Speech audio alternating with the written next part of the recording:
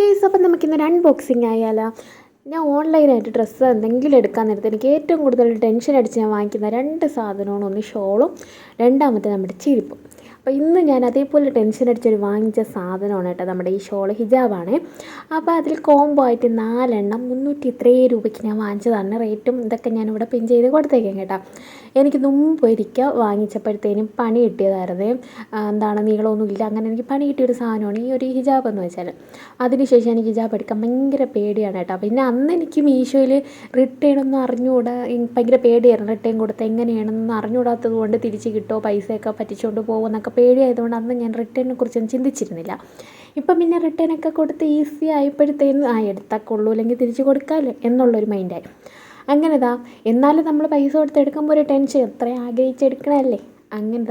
ആഗ്രഹിച്ചെടുത്ത ഹിജാബാണ് കേട്ടോ. സംഭവം കൊള്ളാം, എനിക്ക് ഇഷ്ടപ്പെട്ട. അത്യാവശ്യം ലെങ്തും കാര്യങ്ങളൊക്കെ ഉണ്ട്, ക്വാളിറ്റി ഉണ്ട്. ആ റേറ്റിനും 4 നമുക്ക് 354 അത്രയും കണ്ടായിരുന്നു കേട്ടോ റേറ്റ് വന്നിട്ട്. ആ റേറ്റിന് കിട്ടുക എന്ന് വെച്ചാൽ വർത്താണല്ലോ, നമ്മുടെ ലക്കാണല്ലോ ആ പൈസയ്ക്ക് കിട്ടണത്. 4 കളർ എനിക്ക് ഇഷ്ടപ്പെട്ടു. ഇതിലൊരു കളർ മാത്രം, ഒരു ആഷ് കളർ പറഞ്ഞത് മാത്രമേ എനിക്ക് അത്രയ്ക്ക് അങ്ങോട്ട് ഇഷ്ടപ്പെട്ടില്ല. ബാക്കി എല്ലാ കളറും ഇഷ്ടപ്പെട്ടിട്ടാ. പിന്നെ നമ്മളെ ഇഷ്ടത്തിനനുസരിച്ച് കിട്ടണമെന്നില്ലല്ലോ കോംബോയിൽ. ഇതാണ് നമ്മുടെ ഷോള്. അപ്പോൾ ടാറ്റാ.